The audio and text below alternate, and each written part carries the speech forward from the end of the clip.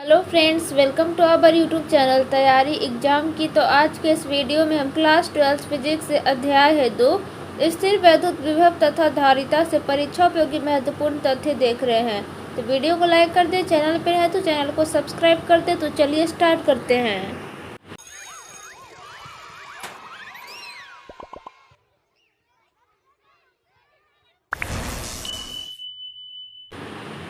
तो जैसा कि आप सभी देख सकते हैं, हम यहाँ पे आ चुके हैं। अध्याय 2 है स्थिर वैद्युत विभव तथा धारिता। परीक्षा उपयोगी महत्वपूर्ण प्रश्नोत्तर देख रहे हैं जो कि आप सभी के लिए इम्पोर्टेंट है। तो देखिए, पहला प्रश्न है यहाँ पे, गुरुत्वाकर्षण बल की भांति दो स्थिर आवेशों के बीच लगने वाला कूलाम बल कौन सा बल होता है? तो देखिए, इसका उत्तर हो जाएगा संरक्षी बल।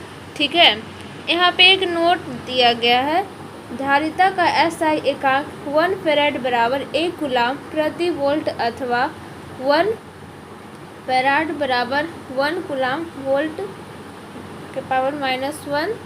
नियत धारिता के संधारित्र का प्रतीक यहाँ पे इस तरह से है, जबकि परिवर्तित धारिता के संधारित्र का प्रतीक इस तरह से है। ठीक है, अब यहाँ पे प्रश्न दिया गया है, विद्युत विभवांतर किसे कहते हैं? तो इसका उत्तर हो जाएगा, एकांक धनावेश को विद्युत बल के विरुद्ध एक बिंदु से दूसरे बिंदु तक ले जाने में किया गया कार्य उन बिंदुओं के मध्य विद्युत विभवांतर कहलाता है। तो यहाँ पे आगे देखिए, दिया गया है विद्युत विभवांतर का एसआई मात्रक बराबर होता है यहाँ पे जूल बटा कूलाम। ठीक है, फिर यहाँ पे दिया गया है किसी बिंदु पर विद्युत विभव।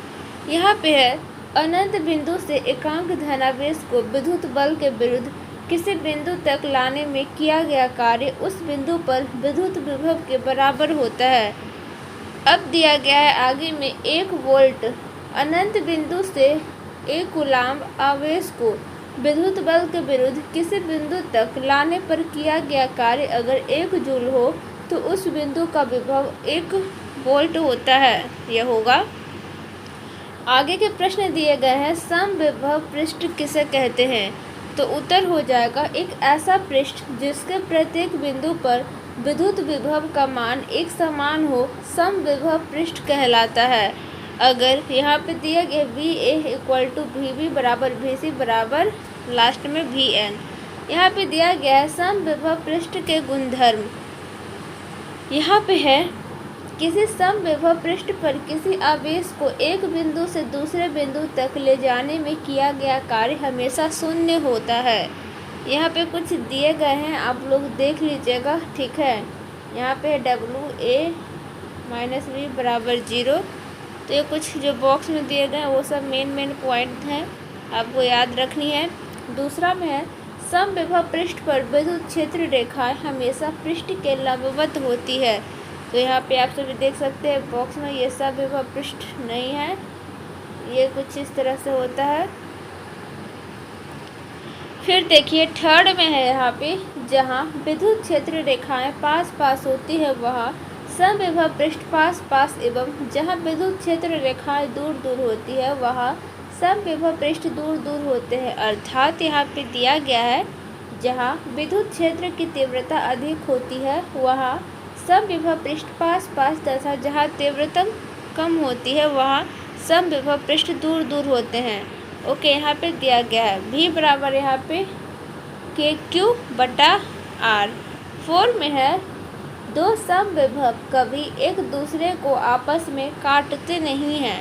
नोट में एक बात लिखा हुआ है, अगर दो समविभव पृष्ठ एक दूसरे को काटेंगे तो कटान बिंदु पर विभव के 2 मान हो जाएंगे, जो कि संभव नहीं होता। आवेशों के निकाय की स्थितिज ऊर्जा यहाँ पे है, जब E बराबर 0 अनंत से आवेशों को निकाय के अंदर लाने में किया गया कार्य निकाय की विद्युत स्थितिज ऊर्जा कहलाती है। निकाय में कार्य बराबर स्थितिज ऊर्जा। और यहाँ पे दिया गया है एक आवेश के निकाय की स्थितिज ऊर्जा, जब यहाँ पे E बराबर 0 विद्युत कार्य W बराबर QV आवेश Q को अनंत इन्फिनिटिव बिंदु से बिंदु A तक लाने में किया गया कार्य यहाँ पे दिया गया है W बराबर K × VA।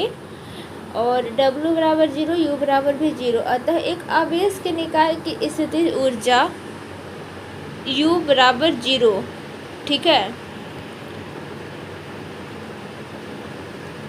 अब यहाँ पे दूसरा में दिया गया है दो आवेशों के निकाय की स्थितिज ऊर्जा। आवेश Q को अनंत से बिंदु तक A तक लाने में किया गया कार्य। यहाँ पे दिया गया है कुछ इस तरह से, आप लोग देख लीजिएगा। जो बॉक्स में बना हुआ है वो इम्पोर्टेंट है। फिर यहाँ पे दिया गया है आवेश Q2 को अनंत से बिंदु B तक लाने में किया गया कार्य। यहाँ पे दिया गया है सारे, और जो इम्पोर्टेंट है आपको यहाँ पे बॉक्स में दे दिया गया है, आप लोग देख लीजिएगा PDF में। फिर अतः कुल कार्य हो जाएगा W बराबर W1 प्लस W2। अतः दो आवेशों के निकाय की स्थितिज ऊर्जा यहाँ पे दिया गया है।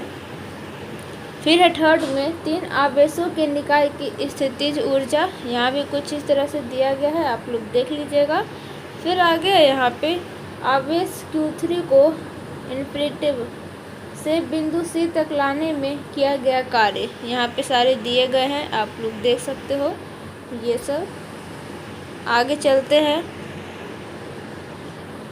अतः तीन आवेशों को अनंत से लाने में किया गया कार्य यहाँ पे दिया गया है W1 plus W2 plus W3।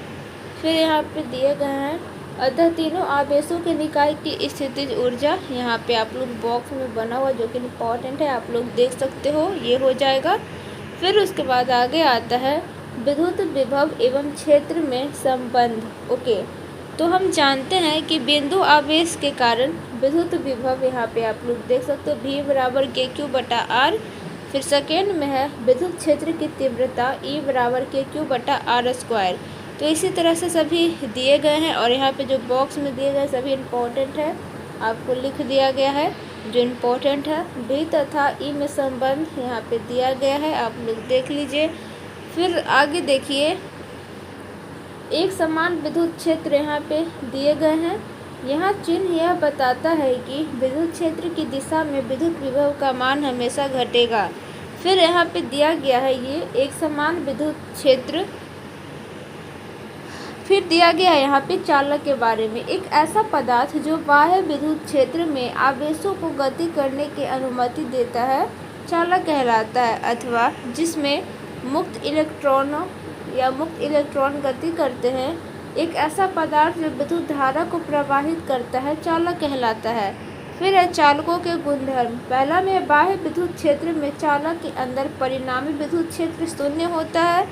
फिर है यहाँ पे चालक की सतह पर विद्युत क्षेत्र रेखाएं लंबवत होती है। फिर आगे आता है यहाँ पे थर्ड में आवेशित चालक की सतह पर वह अंदर विभव का मान हमेशा नियत होता है।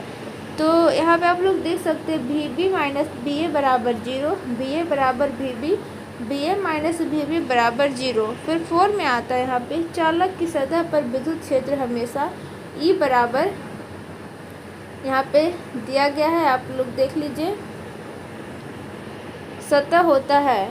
फिर कुचालक में दिया गया है वे पदार्थ जिनमें विद्युत धारा प्रवाहित नहीं होती या वे पदार्थ जो आवेश का प्रवाह नहीं करते हैं कुचालक कहलाते हैं। उदाहरण के तौर पर लकड़ी, प्लास्टिक, रबर आदि।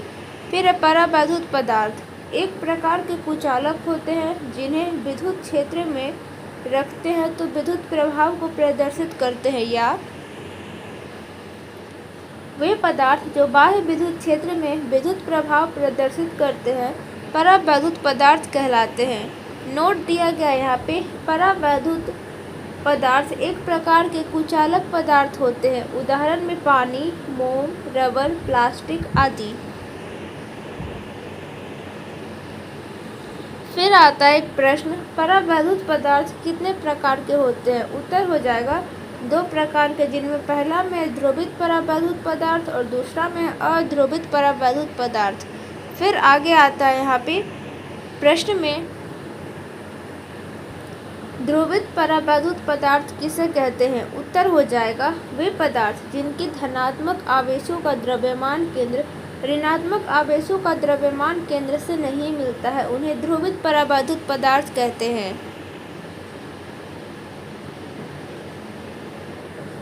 उदाहरण में यहाँ पे आप लोग देख सकते हो कुछ इस तरह से। फिर आगे का प्रश्न है, अध्रुवित परावैद्युत पदार्थ किसे कहते हैं? वे पदार्थ जिनके धनात्मक आवेशों का द्रव्यमान केंद्र व ऋणात्मक आवेशों का द्रव्यमान केंद्र एक ही विद्युत पर उपस्थित हो अध्रुवित पदार्थ कहलाते हैं। जैसे कि CO2 पर आप लोग यहाँ पे देख सकते हो ये चार्ज है। ओके, नोट में दिया गया है एक बात, जब बाह्य विद्युत क्षेत्र का मान शून्य होता है तो ध्रुवित व अध्रुवित परावैद्युत पदार्थों का द्विध्रुव आघूर्ण का मान शून्य होता है। फिर आगे प्रश्न है, ध्रुवण यानी कि पोलराइजेशन किसे कहते हैं? तो उत्तर में हो जाएगा, जब ध्रुवित या अध्रुवित परावैद्युत पदार्थों को बाह्य विद्युत क्षेत्र में रखा जाता है तो उनके आयतन पर कुल द्विध्रुव आघूर्ण उत्पन्न हो जाता है। इस परिघटना को ध्रुवण कहते हैं। अब आगे यहाँ पे चालक की धारिता। फिर यहाँ पे दिया गया है, किसी चालक की आवेशों को ग्रहण करने की क्षमता को चालक की धारिता कहते हैं। फिर है यहाँ पे हम जानते हैं Q इनवर्स V, Q बराबर से V1, C बराबर धारिता। तो यहाँ पे समीकरण दिया गया, ये इम्पोर्टेंट है। फिर कुछ नोट दिए गए हैं। चालक की धारिता चालक में उपस्थित आवेश एवं चालक के विभव पर निर्भर नहीं करती है। फिर है यहाँ पे चालक की धारिता का SI मात्रक CV एवं फैराड, C बराबर Q बटा V, कूलाम बटा वोल्ट बराबर CV, 1 C बटा 1 V बराबर 1 फैराड। ठीक है, 1 कूलाम 1 वोल्ट बराबर 1 फैराड होता है। C यहाँ पे 1 फैराड है, C बराबर 2F इस तरह से दिया गया है। नोट में दिया गया है यहाँ पे, फैराड धारिता का बहुत बड़ा मात्रक होता है जो कि प्रायोगिक रूप से संभव नहीं है। अतः धारिता के अन्य छोटे मात्रक यहाँ पे दिए गए हैं, आप लोग देख सकते हो। फिर देखिए यहाँ पे चालक की धारिता का बीमीय सूत्र यहाँ पे दिया गया है। ये हो जाएगा बीमीय सूत्र, C बराबर m के पावर -1 L के पावर -2 T के पावर 4 A के पावर 2। इम्पोर्टेंट है ये। फिर प्रश्न दिए गए हैं यहाँ पे, ये भी I बराबर Q बटा T, फिर हो जाएगा Q बराबर IT। फिर संधारित्र यानी कि कैपेसिटर किसे कहते हैं? तो देख लीजिए, इसका उत्तर हो जाएगा, दो चालकों का निकाय जिनके मध्य अल्प दूरी में कुचालक पदार्थ भरा होता है संधारित्र कहलाता है। फिर है संधारित्र का निरूपण। तो यहाँ पे देख लीजिए, इसे नियत कहते हैं, इसे सेल कहते हैं और ये फिर कैसे हो जाता है, तो इसे नियत अनियत धारिता का संधारित्र। ओके, फिर नियत धारिता का संधारित्र ये है। फिर है संधारित्र का कार्य।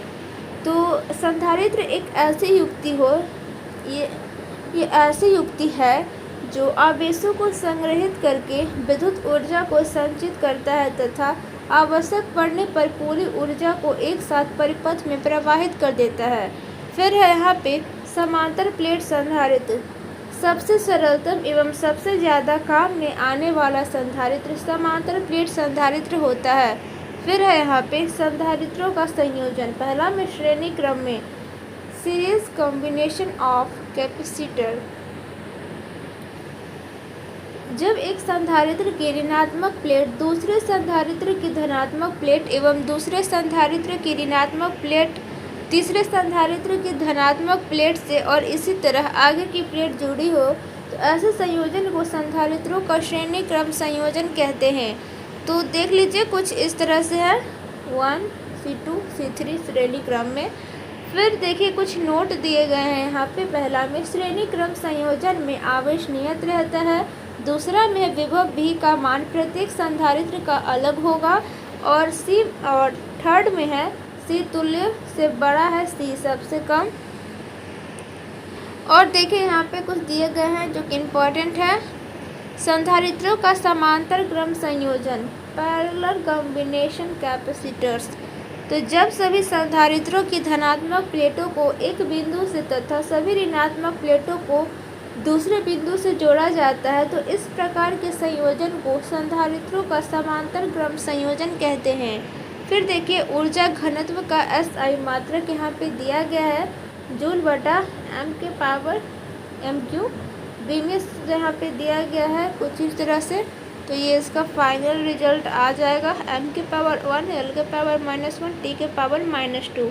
ओके, तो वीडियो यहीं पे ख़त्म होता है। आई होप आप सभी को वीडियो अच्छा लगा होगा, तो लाइक कर दें। चैनल पे नया है तो चैनल को सब्सक्राइब करके बेल आइकन को प्रेस कर दें, ताकि हमारे और भी आने वाले वीडियो नोटिफिकेशन सबसे पहले आप सभी तक पहुंच सके। प्लेलिस्ट बना हुआ है, आप लोग प्लेलिस्ट विजिट कर सकते हैं। अगर आपको इसका PDF नोट्स बिल्कुल फ्री ऑफ कॉस्ट में प्राप्त करना है, तो उसके लिए सिंपली टेलीग्राम पे जाएंगे और चैनल का नेम सर्च करेंगे तैयारी एग्जाम के 12th ग्रुप।